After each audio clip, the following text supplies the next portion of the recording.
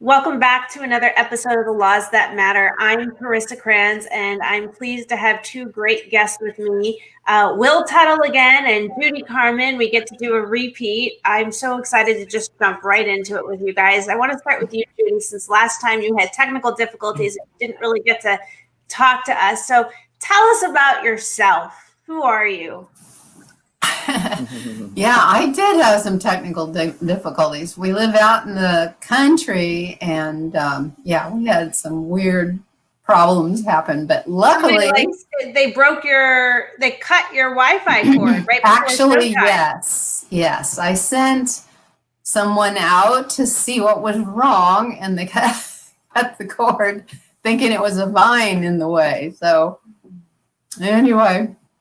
Yeah, that was the end of that transmission, but here we are, and I'm glad to be here. So, Carissa, thanks so much. And yeah, I'm so glad we could redo this. So, you're an amazing vegan. You're a very spiritual person. You've done a lot of wonderful things as part of your life purpose and your life work. So I want to introduce you to everybody and tell us about you. Who is Judy Carman? Well, that's a really good question. I would like to know that too. So I'm still in the process of trying to figure that out. The human basically, yes. But I do notice that I keep coming back throughout my entire life to this same thing of why can't we just be nice? And to animals, to the earth, to people. I think all children start out that way. And there's so much cultural programming against it. Well, it's just normal to eat animals and all these things. I grew up in a family of hunters, and also my uncles worked at the slaughterhouse. And it was the Kansas City slaughterhouse was right in the city at the time. And so it was, very, very well respected to abuse animals in every possible way. And these were respectable people, my parents, my family. And so I grew up with a lot of confusion, as most of us do. And it took me a long time. I tried out not eating meat when I was a kid, and it didn't work too well. I just ate a lot of Twinkies and donuts and Frosted Flakes, and that's not the best diet. So no, not balanced. So I thought, well, maybe you really do need meat. And so I did eat meat, and I asked forgiveness from the animals often for that. But eventually, in my early 20s, I started figuring out how you can do this. I lived in Kansas, so there was not a lot of news about vegetarianism and especially veganism. I had never heard that word until much later. But I did go vegetarian in my 20s, and then vegan several decades later. It took me a while to really admit to myself, I know I was hiding from the truth about what was happening to cows and chickens. So that took me longer. So I've been vegan about 25 years now, I think. And when did you meet Will and Madeline? Well, I think Will and I, 2001 or 2 at one of the animal rights conferences in DC. And Alex Hershaft asked Will and me to open up the conference on kind of a spiritual note, which was interesting at the time. And so Will was playing the piano, of course, and I was lighting candles. And I think we said a few words and to try to set the tone and the vision for those wonderful days at AR, Animal Rights Conference. I think that's when we met, Will. And I I'd called my thing the circle of compassion, and he was using the same terms.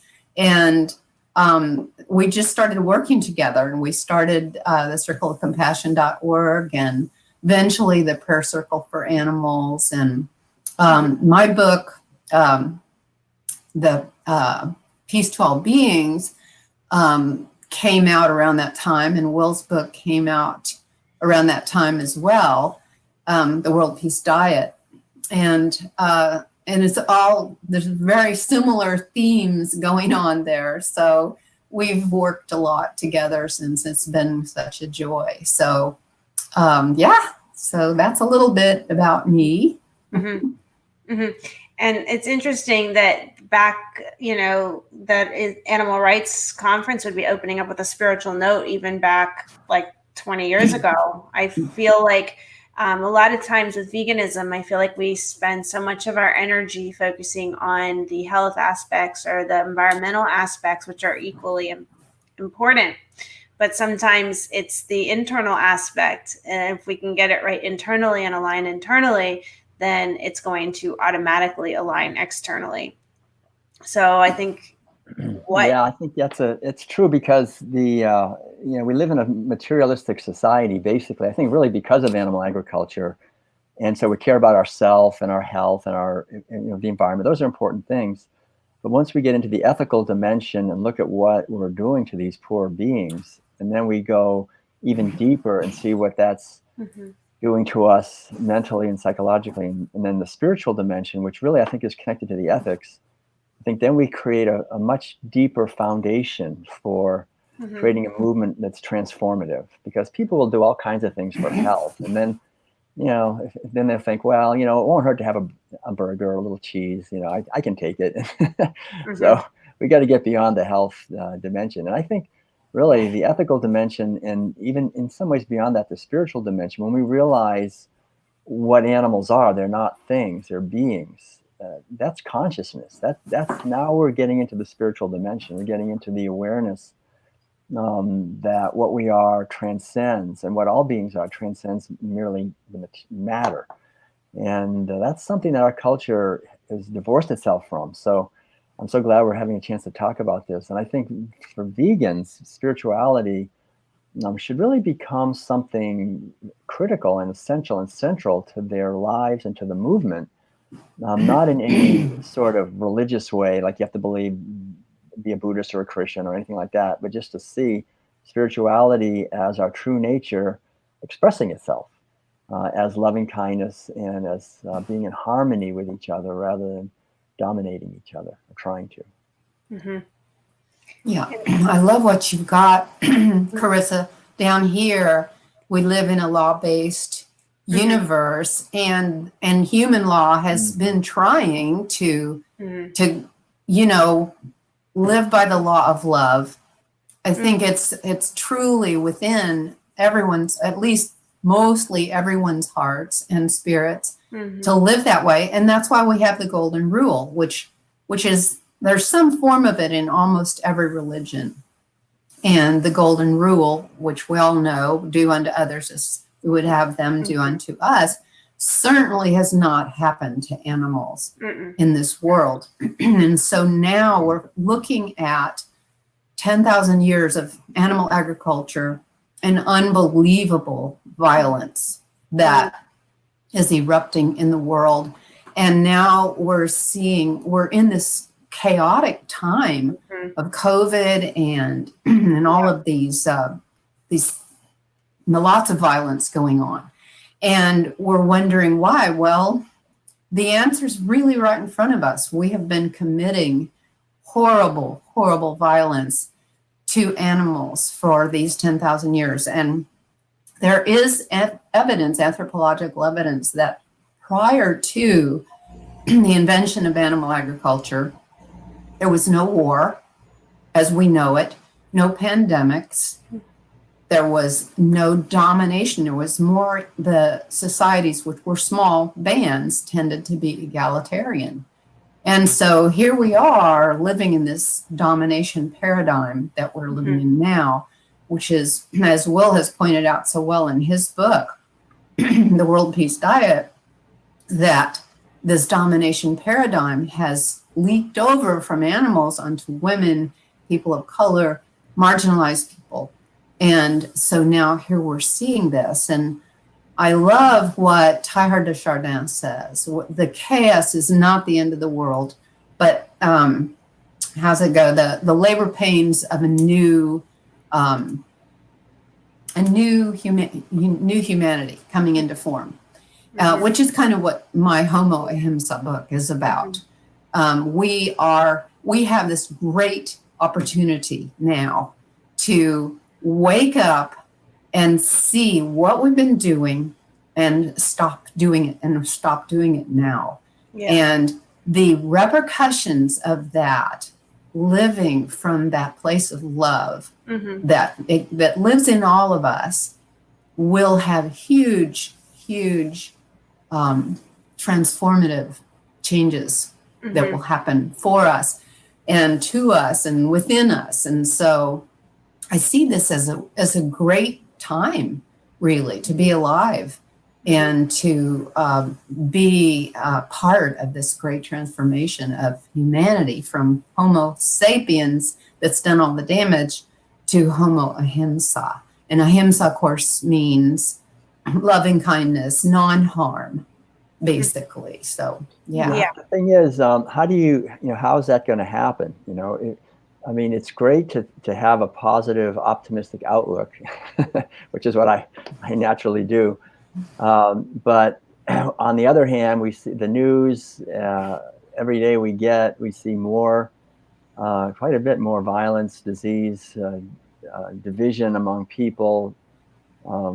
And there's pretty obviously a small elite that's kind of controlling a lot of the resources and so forth. So we're in a position now, I think, where, like you say, it's time to birth something new. The old normal was terrible. I mean, especially if you were a cow or pig or a chicken, but even for many people, it was a lot of suffering. So the new normal, very often people think, oh, that's even worse. What's the new normal going to be? We all have to have mandatory vaccinations, just like livestock, So I think the idea, from my point of view, is the reason I love the word spirituality, and I love the title of this talk we're having, is the idea of practice. That veganism is a practice and spirituality is a practice. I know, Carissa, you're a ballerina. The law is the practice. The law is a practice and a ballet, right? You're trained as a ballerina. I mean, you learn to move your body. You don't just do it. Like you have to work an hour or two every day to develop the capacity within yourself and the balance and the strength and the power and the understanding to be able to do these movements. Yeah. And it's the same thing with spirituality. People think, oh yeah, I'm spiritual. I eat what I want. I say what I want. I do what I want. But yeah, I'm a little spiritual. Yeah.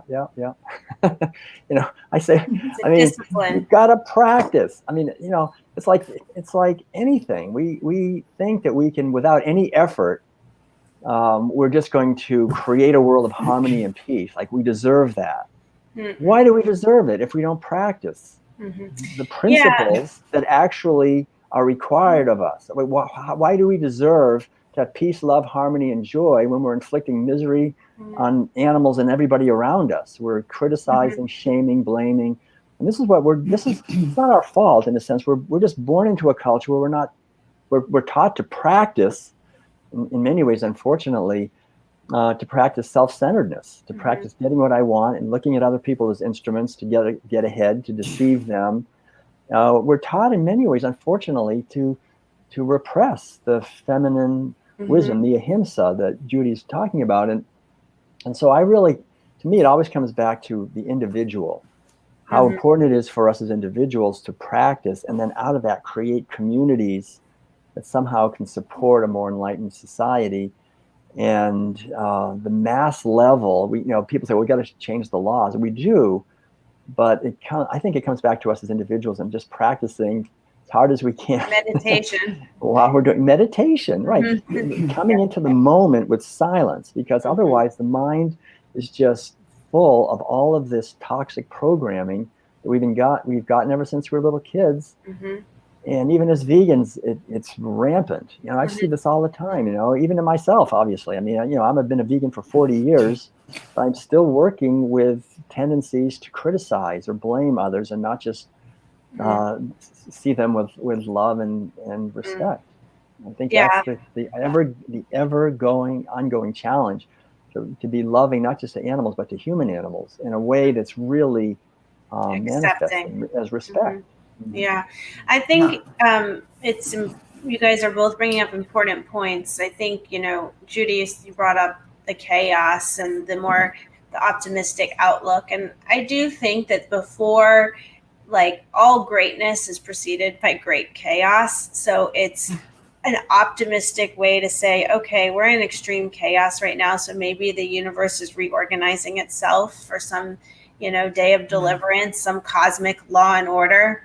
And then, Will, I like what you're saying, because it's basically saying we all want to live in this world of peace, but we're not really doing anything about it. And while I believe that the laws that matter and universal laws go way beyond the law of attraction, I think that a lot of people identify with the law of attraction who aren't vegan, who are living a spiritual life and they want to meditate. And I think it's really important that that there's a connection made, because the law of attraction means that you are aligned with a certain belief system and heart, and then you take action towards furthering that alignment, and then you attract the life that you want to have. So if it's a world peace life that you want to see on this planet, it's on you to not just hope and wait for it and wish for it, but to internally pause, meditate, realize what are you doing to contribute to possibly the lack of peace, even if it's in a passive way and not in a, you know, just by participating in it and eating meat, you are furthering it, and you're not really taking action in alignment with your already vegan heart, which is of compassion for others and the planet. Most people, I think, are compassionate beings if they would just make the connection and say, you know what, this is what I want for the world. I'm aligned with this. I'm going to make my choice because I can control me, and I'm going to further that. And then that will catapult. I can't tell you like how many times I have my dog Pumpkin now, my little rescue. I take her everywhere with me to go out to eat. She's the best buddy.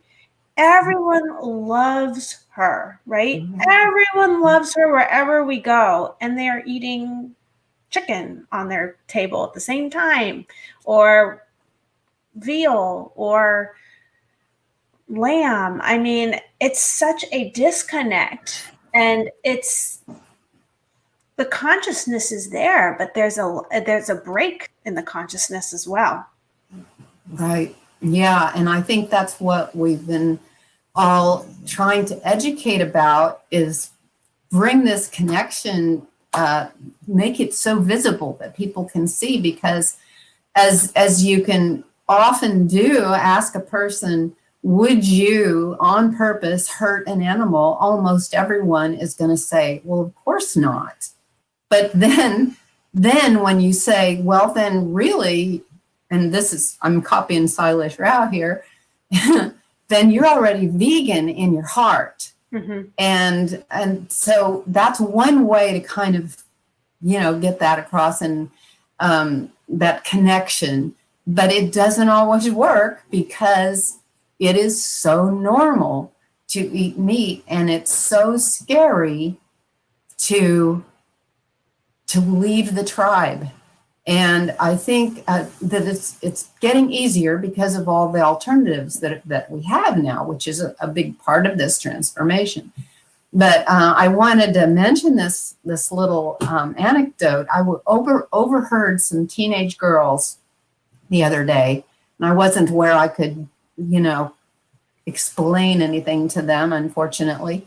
But they were laughing about someone called the Vegan Teacher, who is being very active on YouTube, and saying things about being vegan and how important it is to be kind to the animals. And they were laughing at it hysterically because it was so weird. Who would do that? Who would be on YouTube and do something that's not socially acceptable? And at that age, 13, you want more than anything, you want to fit in, right? And so it just dawned on me how not just the programming and wanting to fit in, but it's also let's put vegan in a category of weird. And then we will not listen to anything about veganism because that's weird, and that would mean I was weird, and I don't want to be weird. I want to be part of the group. So I think we still have a lot of work to do. I think we've made a lot of progress, but the reason I'm kind of excited about the chaos is because I do see people who never questioned things before are starting to question things, not necessarily eating animals, but government overreach and are masks really good? And, lots of things that those people generally would never question. Starting to question, do we really want a vaccination that hasn't been around, long enough to really test it? And that's exciting to me that people are starting to question these things, because then that helps them go a little step further and go, oh my gosh, somebody just told me that we're killing more than 1 trillion sea animals a year. That can't be good. And maybe I should think about that. And so, I mean, I want to believe that we can do this, that we can that we can reveal ourselves as who we really are, homo ahimsa, that we really do have kind hearts. I want to believe that. I want to visualize that. But yes, we still have a lot of work to do. And thanks to you, Carissa, we can do that right now.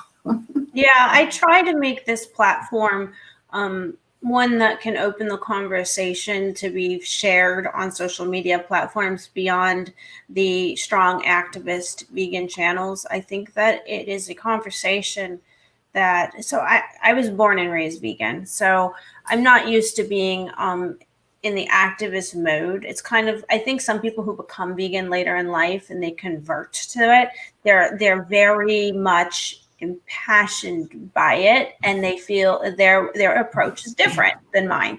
My approach is, I've been vegan my whole life and made fun of for it, and I was just wanting to be left alone to be vegan and to live my life according to my choices and not be criticized for it. But at the same time, it's something that I was never going to be swayed from, because I so thoroughly believed in my decision and had my connection was made at a very young age. So I think it's important to open the conversations for others who are there. There's this huge movement out there, the Wanderlust movement, the yoga movement. They're not eating a vegan diet, and they would if they would just have the right teachings in front of them and made the connection. They're open already to receive. They're on a path to receive. They want to do better, to be better, to show up for themselves. They want to practice compassion and namaste and bowing to the divine in them and into those in the room. And every single person on this planet that practices yoga should start thinking about their diet and what the yoga practice means in terms of food. Yeah, not just yoga, but going to church on Sunday morning, really. I mean, or to the temple or whatever it is, because I think that's the theme that keeps coming up here, is that we have these two tendencies, or these two aspects. And one is the natural inherent kindness and compassion and caring, because that's true. I mean, we're naturally capable of empathy. We can feel if someone's being harmed, we wouldn't want to have that done to us, and we don't want it done to them either. I mean, that's basic. That's like hardwired into us, unless I think there are maybe a few psychopaths, but for the most part, that's hardwired into us. yeah, I know the psychopaths end up at the top of the ladder ruling everybody. That's part of the problem. And in the kind of system we have, they just go right to the top. And that's part, actually, that really is a serious part of the problem, because then we end up over 10,000 years, the institutions get more and more controlled by psychopaths. And we find that these institutions of education, religion, government, economics, they're designed basically to enslave not just animals, but humans as well. And so we're born into slavery. I mean, we really are born into slavery. We're born into a situation where our mind is colonized from birth by a very toxic program that forces us to see ourselves as separate and to compete with each other, and to see animals as objects, the earth as an object, and myself as an object, you as an object, everything is an object. And the only thing that matters is what we consume, what we accumulate, and if we can sort of have a status in society and pass our genes on, this kind of idea. And then we create corporations in order to not have responsibility for the violence, right? So now I can run a corporation. I don't have responsibility. You can sue the corporation, but I'm free. I'm behind here. I'm just pulling the strings, and I have to just maximize the self-interest of the corporation. I mean, that is psychotic behavior. I mean, that is psychopathic behavior, I should say. To just care only about myself and not care about anyone else. That's what corporations are designed to do. Care about themselves and externalize all costs, pollute the rivers, abuse workers, kill consumers. It doesn't matter if you can maximize your profit. That's really the design. And so that's the essence of the antithesis, really, of spirituality. And yet the problem is these corporations don't die. I mean, at least you have a psychopathic person, eventually they're going to die. It's like, whew, okay, they're gone. These don't die. They get stronger. They get more money. They go on decade after decade, getting more and more power. And here we are now. They control the narrative and control our perception, control our behavior. And this is why people are so confused. And I think the underlying thing really is this, like Judy was saying, and you said it, the same thing, the tribalism. Like we want to conform with our group.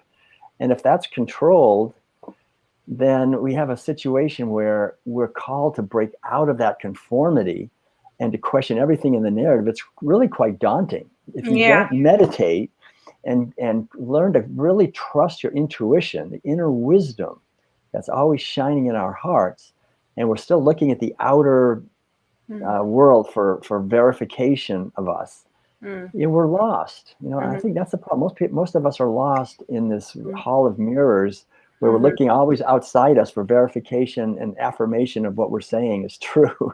And people agree with it. Oh, they don't agree. I must be wrong. I'm not going to be the nail that sticks up and gets hammered down. And everybody's that's the fear. And I think spirituality is about, in its essence, it's overcoming fear and being, the old saying, being love instead of fear, being loving and questioning the stories and not being part of the tribe. And seeing the fact that there is this ruling class of psychopaths and not doing what they say, not going along with it, not eating animal foods, I would say, not going along with all the lies that we see all around us, vaccinations and masks included. There's a certain safety that's found in going along with a group. I think people find security and safety by blending in.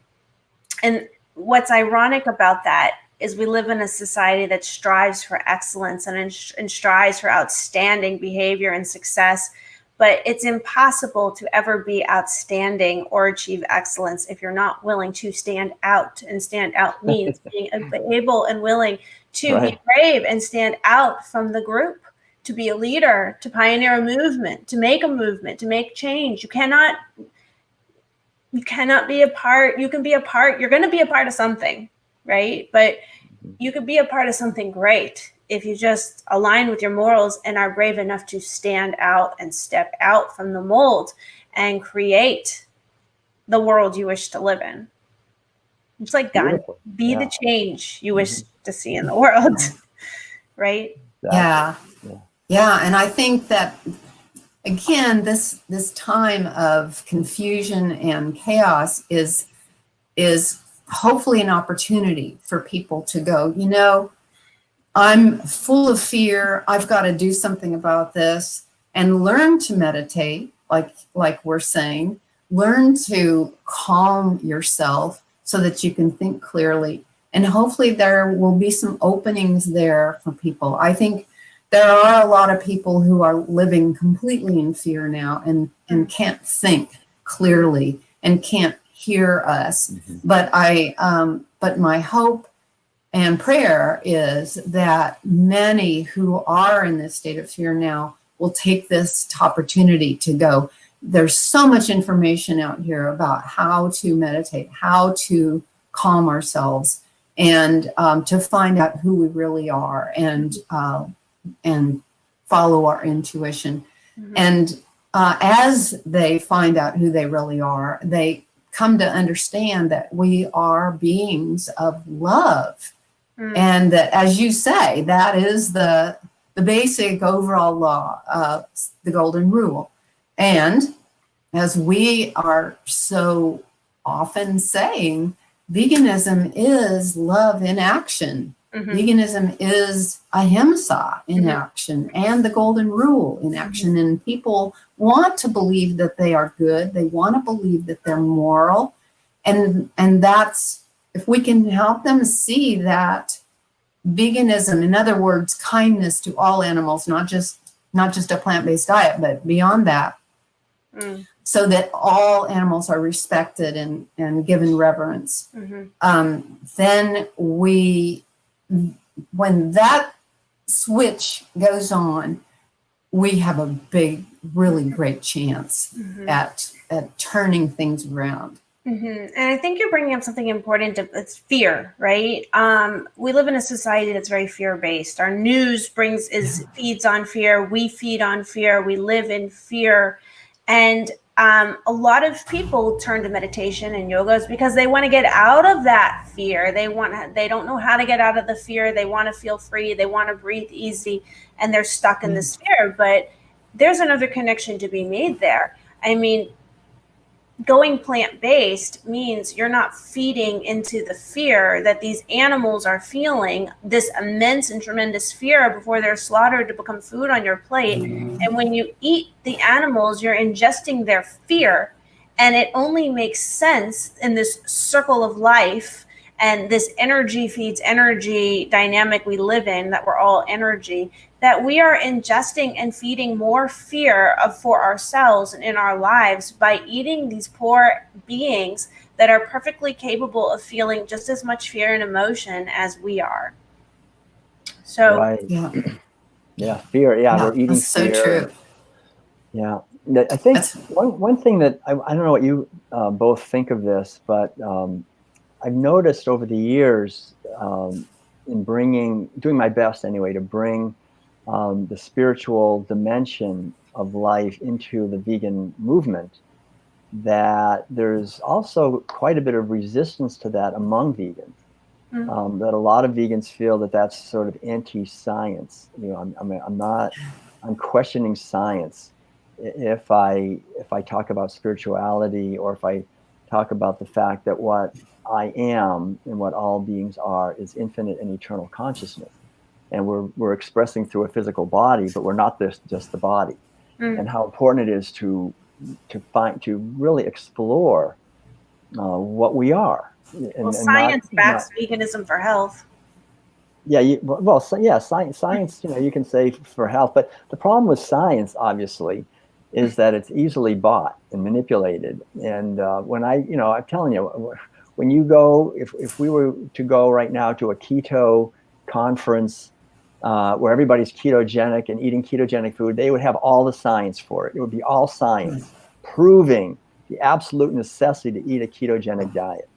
So and so then we go to a vegan one where we use the science to prove that vegan is the one, right? I mean, science is totally tribal. It's totally purchasable, and it is purchasable. And it's not just purchasable. What really matters is the media.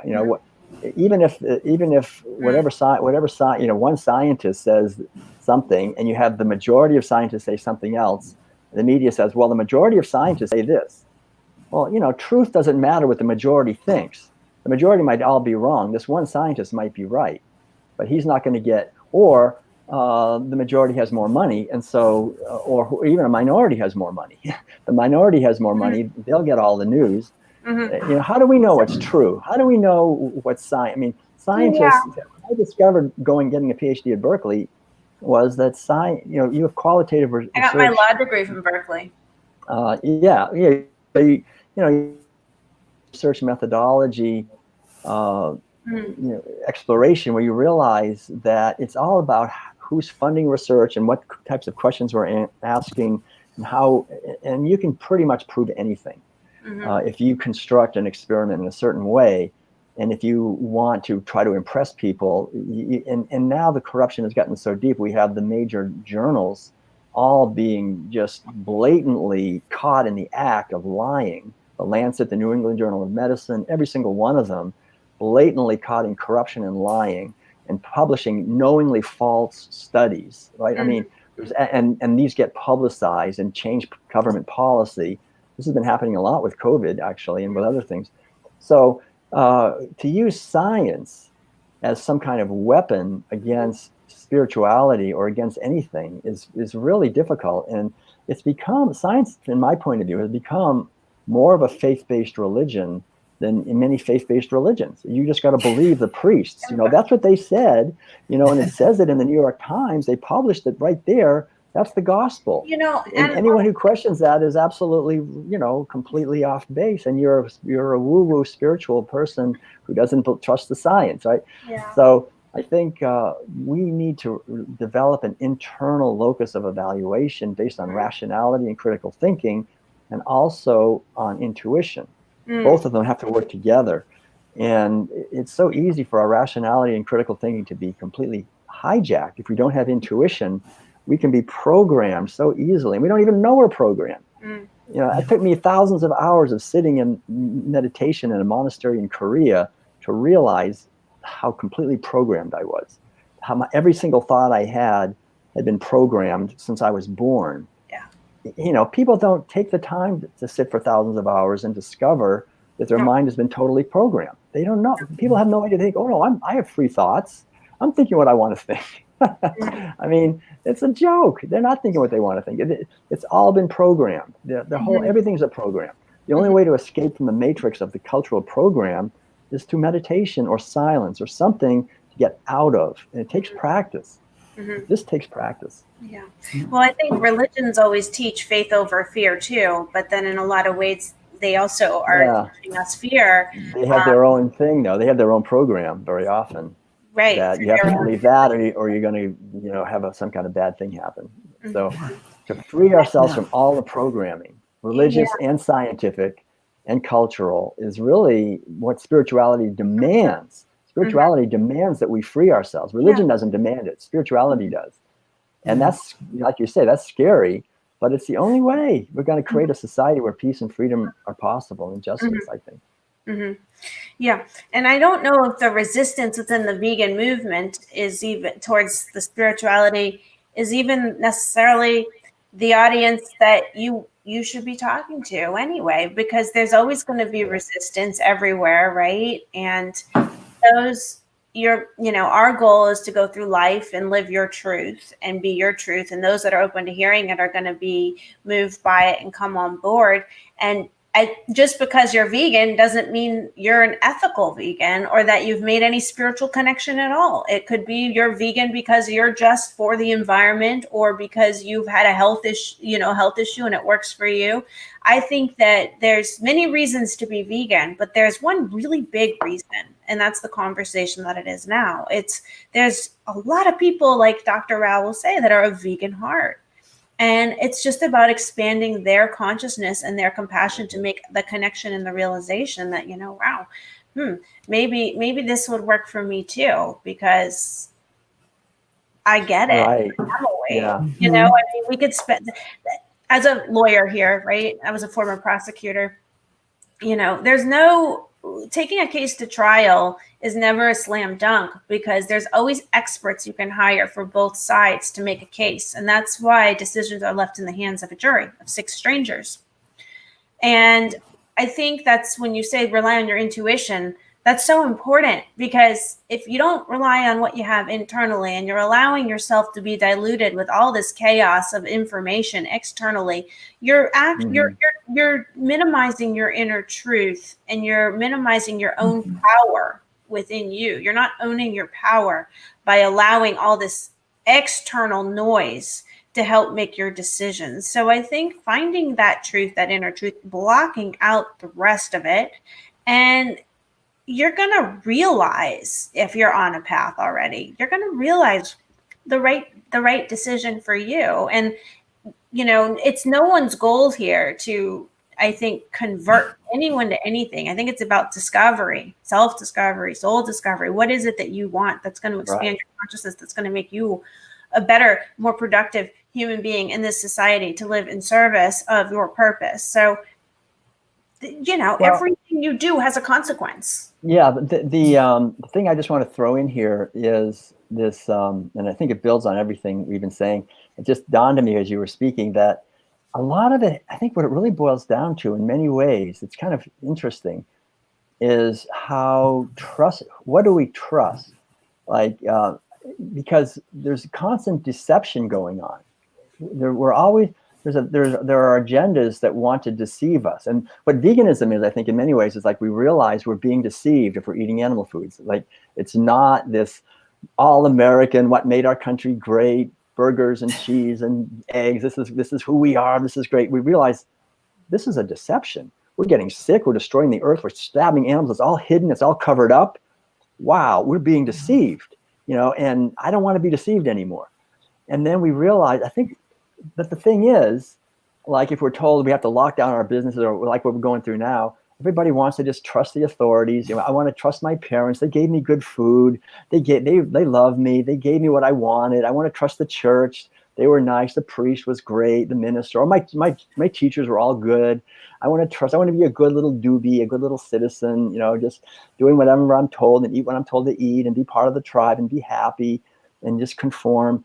But what do we do about this deception? About because it's like we have to cultivate two different sides. One side is to be innocent, to be trusting, to go along, to be good. And the other side is, no, you got to look carefully. You got to see through 7 layers of deception to what's really happening behind the scenes. That's a whole different thing. That's a completely different mindset. It's looking, and it's not really loving. I mean, it's more like, no, I can see you're lying. This is a big lie, and I'm not going to go along with it. It's resisting. I'm not submitting. I'm not going to submit and acquiesce to violence, because I can see you're saying it's no violence. You're saying that these burgers and that these vaccinations, whatever, they're all good. No, I can see it. You know, spirit, like Gandhi or any great spiritual giant, wasn't just loving. He or she was looking and cultivating discriminating awareness to separate the false from the real, the truth from error. And that, I think, is something that we're failing in massively, to develop a discriminating awareness, to see when we're being fooled. Like the Who said, we're not going to get fooled again. We keep getting fooled over and over and over again. I mean, it's like ridiculous. How do we break out of this naivete and gullibility and just believing what we're told in every area of our life? I think that's some kind of a spiritual demand that we do that. Yeah, I think so too, Will. I think that's really goes to the heart of why people are resisting what we're talking about, and what, you know, many other righteous things are talking about, is that terror of questioning, of not trusting. I mean, it's a terrifying thought. My parents told me things that weren't true. The government, I can't trust the government. But yet I see more and more people saying, wait a minute, you know, that can't be right. And there's so much information coming in on people now from so many different directions, and so much stuff happening in the news. I heard one newscaster say, I have enough news today to fill the whole week. So I can't even report all of it. And so people are being inundated, and to be brave and actually start questioning authority is scary as all get out. And so I think you really pinpointed it at what is blocking so many people, and what we're up against, trying to help people see we're shining a light on the beautiful path that we can take as people. Mm-hmm. Right. But in order to go there, we all have to wake up together.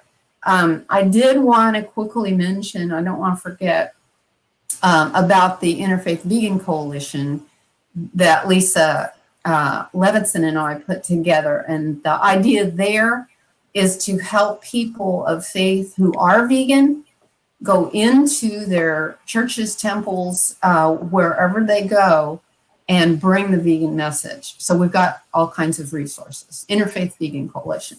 Mm-hmm. But I just didn't want to forget to let everybody know about that.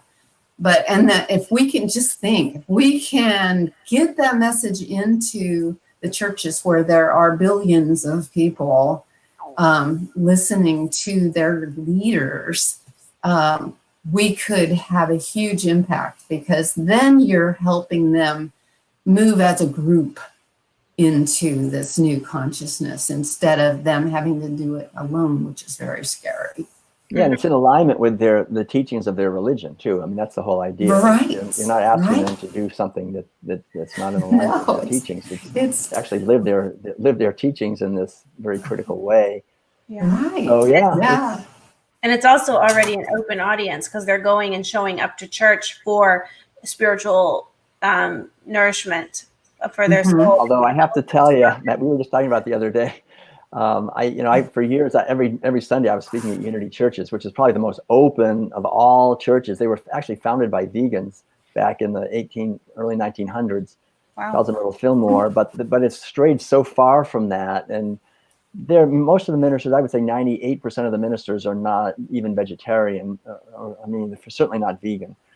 And so I decided quite a few years ago on my Sunday morning talks, especially when the minister was on vacation, or they were between ministers, or I wouldn't really offend the minister, to bring up the vegan message on Sunday morning. And I can still remember I did it for the first time really strongly in Chapel Hill, North Carolina. I just decided, I said, you know what? This was way back, probably 2002 or something. I said, I am gonna talk about spirituality the way it should be talked about in a church. And I got up there and I gave a strong talk about how every time we sit down at the table, we're eating misery and violence, and we're eating the flesh of tortured animals. When we go to a restaurant and we order cheese, we're telling someone to rape a cow. And I was saying that from the pulpit at this church. And I remember this guy got up in the middle of my talk, walked out and slammed the door. There was this huge slamming sound, and the whole audience was like, whoa. and I just kept on. I was like, I'm not gonna let anybody shut me up about this. And but then and it was interesting. I had a woman come up afterwards, and she was literally crying. She said, "Oh my God," she said, "finally someone is talking about the most important thing that no one ever talks about. Thank you, bless you, thank you." Was she already vegan?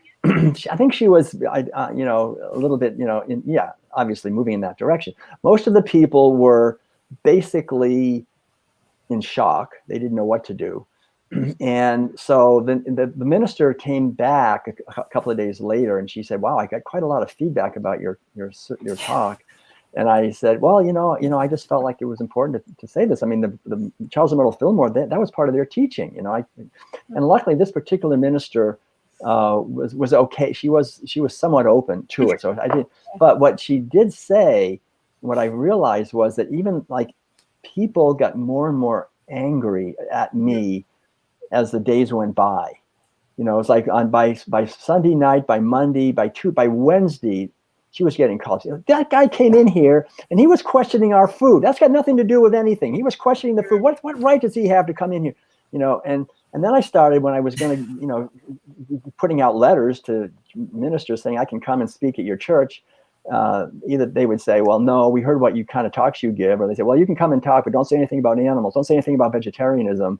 That's not allowed. So it's nice to think that these people are open to hearing it. But the reality is, it's like anything else. Unitarians, unity, yoga people, the most progressive social justice people, very often, they just are afraid of change. It's the tribal thing, and it's the idea that nobody's going to take my food away. Food is my mom, my mommy. Like, we're little infants. We don't want to give this up.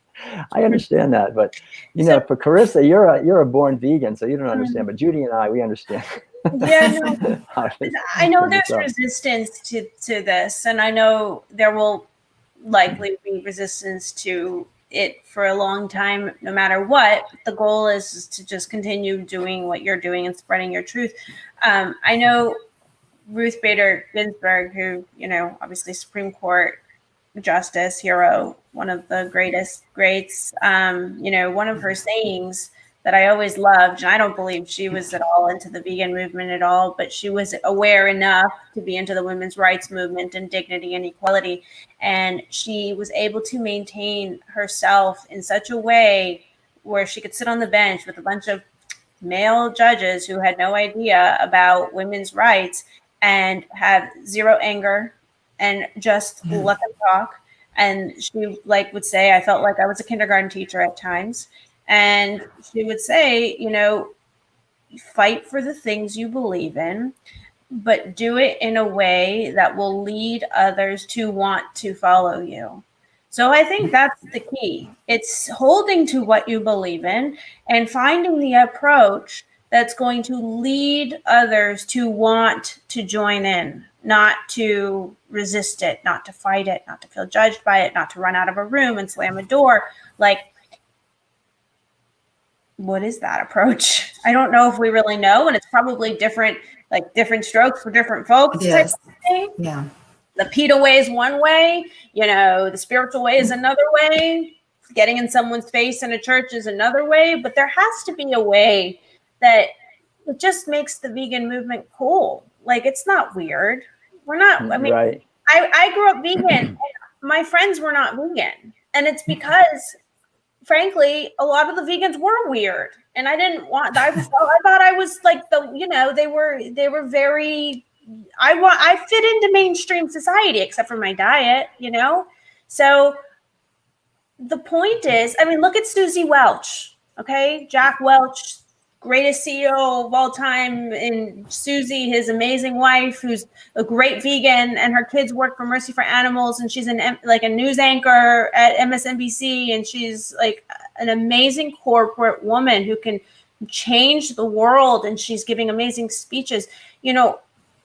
There are a lot of cool vegans out there. There's different, just like with you can't put and compartmentalize, police officers and Black Lives Matter and animal lovers and vegans. You can't compartmentalize people or right. religions. Yeah. Nothing. You can't. It is what it is, and we're all different, and we all have our own path, and we're in this physical form, and we're born into these cultural differences.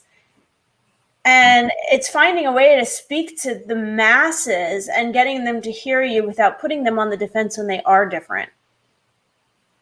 Yeah, when you're speaking to a large group, I think that's impossible. You're going to offend some and win others over. But when you're talking to an individual, you can find common ground. And I think that's really, really important to get to know, if there's time, a little bit about that person, so you know what interests them. Maybe it is the environment, and you could make a connection there. Maybe it is their health, and you could start there. But if it's spirituality, then yeah, we have all kinds of things we can say. But I do agree that we need to continue to make veganism cool. And And I think that's definitely happening. And and to make it such a beautiful life that people go, hey, they're so joyful.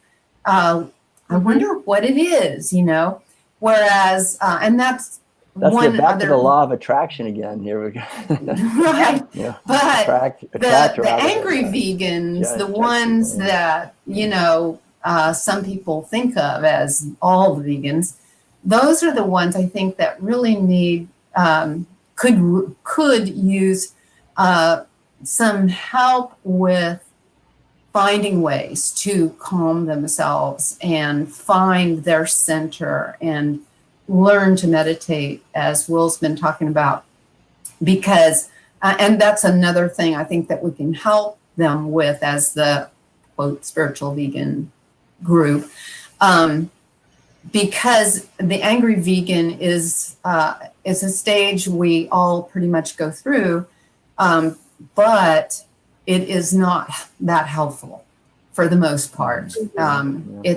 It's really because we want people to understand this is a life of joy and liberation for us as well as the animals. When we liberate animals, we liberate ourselves, we liberate our own soul. And like Will was talking about, we liberate ourselves over time from all the programs, because we've said, okay, we're not buying the program that we have to eat meat. And then that just goes on to, domino effect to all the other programs that we've been given. Hopefully. So it's hopefully. So trying to be positive.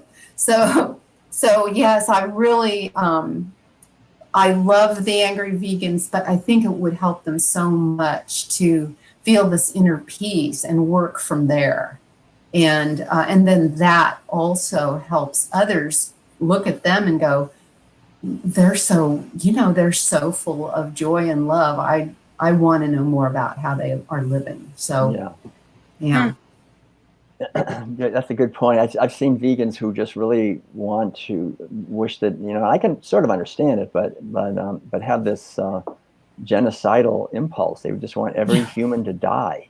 Just the faster the humans die, the better it is for the animals. I only care about the animals. I don't care about people anymore. People are terrible. And I think it's important to realize that people are wounded. We're not that way normally. It's just we're raised in a society based on violence. And this is the spiritual dimension of life can help people who are angry and hateful and want everybody to die, perhaps to get a bigger view and see the bigger picture, and realize that we're not physical bodies. We're in eternal consciousness. This life is just a snap of the fingers. We're here just for a few decades and then we're gone.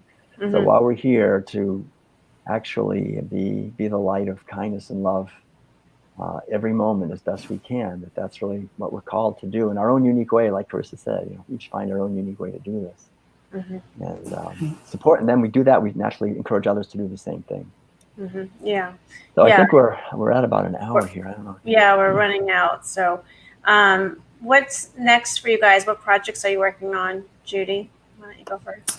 Well, we're real busy with this Interfaith Vegan Coalition, and we're kind of working with Silas Rao's group that's got many, many different committees going right now. And so we're kind of in the spiritual end of things, doing that, and the vegan spirituality aspect also, where Lisa Levinson and I we were having retreats. We've had some online retreats lately, and then we interview spiritual vegans every other month, and for vegan spirituality members and anyone who wants to join, find out more about that. And of course, my new book, Homo Ahimsa, has just come out, so I'm getting that word out. So where can people buy the book? Pardon me? Where can we buy the book? Oh, it's on Amazon right now, or they can buy it from me personally at peacetoallbeings.com. And they can just email me and let me know they want a copy, and I can mail it to them. So, yeah, a signed copy if they want. So. And Will, what are you working on now? What's your main focus and project? Right. Yeah. Basically, you know, I'm involved in spreading the vegan message. Madeline and I have been doing this for years, over 30 years, traveling. Been to over 50 countries, all 50 states, thousands and thousands of lectures, and now we're doing a lot more online. I'm doing a lot of Zoom interviews and conferences. We have the World Peace Diet training program, which if people want to go more deeply into the World Peace Diet and vegan spirituality. People can become a certified World Peace Diet facilitator, and we have a monthly call that's part of that. And we also now started a monthly satsang, which is actually tomorrow night. It's the first Thursday of every month at 5 p.m. Pacific time, where it's more of a chance just to connect spiritually and where's this? I guess together. It's basically by Zoom. And it's I don't do it on Facebook. It's a little more private, but anyone can join us. I do talk about it on the World Peace Diet page. So if you go to worldpeacediet.com, you can find out more about that. And we're hoping, at some point that maybe we can begin traveling again and things will open up. But I don't know what's going to happen. So in the meantime, we're working on just sharing the vegan message through virtual things like everybody is right now, and also trying to help people realize that we shouldn't just be allowing our freedoms to be taken away by the draconian response by governmental agencies to this. And so that's become another whole endeavor that I've been involved in quite a bit, and doing lectures and online presentations about that, and writing and so forth. So there's always plenty to do here, but I think we have to, choose where we're going to focus our energy. But I'm happy to stay in touch with people. Judy and I have the prayer circle for animal, circle of compassion.org, circleofcompassion.org. The every day we say at noon, which is I guess that's noon where you guys, where Judy is. We say the prayer for animals. So maybe we can just want to say it together. We can say it together, the three of us. Compassion encircles the earth for all beings everywhere. One more time. Okay. Compassion encircles the earth for all beings everywhere. That's our prayer we say every day at noon, wherever we happen to be. And there's thousands of people that are doing it. So it's a movement that's just to remember the deeper truth that compassion does circle the earth for all beings everywhere, and we can be part of that circle ourselves. Wow. And real quick, Will and Madeline and I have the Prayer Circle for Animals Facebook also, where people can post prayers for their individual animals or for a group of animals, any kind of situation like that. And I've now written 500 prayers. And so weekly prayer. So once a week, I post a new prayer on that Prayer Circle for Animals Facebook. So we got lots of things going. There's a lot. Yeah. There's a lot. And we're doing a lot of cooking videos with Madeline's Intuitive Cooking and music and art videos and individual music and art sessions and all kinds of stuff. So if anyone wants to find out more, go to these websites. peacetoallbeings.com, worldpeacediet.com, and circleofcompassion.org. Those are the three ones from Judy and I. Yeah, thank you guys so much for sharing your time and energy with me today. It's always a blessing to, see you, Will, and nice to talk to you, Judy, for the first time. Thanks, Carissa. Gosh, it's great. Yeah, this has been wonderful. Give a love to your wonderful mother. I will. She's probably watching. And Madeline sends her love. Yeah. All right. Hello. And Lisa, I've had on a few times. She's wonderful. So maybe, maybe we'll do another one with her.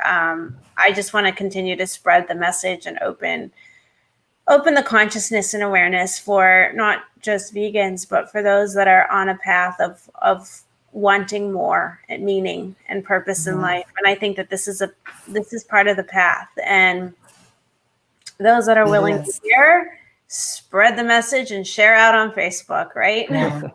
All right. Beautiful. Carissa, you're doing great work. Thank you Yeah. so much. We Yeah. really appreciate this time. Yeah, thank you. And, it's, as I say, like with the laws that matter, we have a choice in life, which kind of lawyer we want to be. Do we want to be, the prosecution or the defense? We could live our lives on the defense, always defending our choices and decisions, or we can just live our life and show what, if, in your case and my case, that I choose a vegan lifestyle. It works for me. And the proof is in the pudding. It's, people will just, they witness it. Right. So, my job is never, like in practicing these universal laws, it's never to convince anyone of anything. It's basically, here are some tools, here's the guidance. You will witness the proof yourself. The proof is there if you're open to witness it. And, the universe delivers proof and evidentiary support to all of us equally. So it's just about being open and seeing it. All right. Yes. All right. On that note, thank you so much for joining us. And everyone else will be back next week at noon on the laws that matter. So thanks for joining us. Thank you.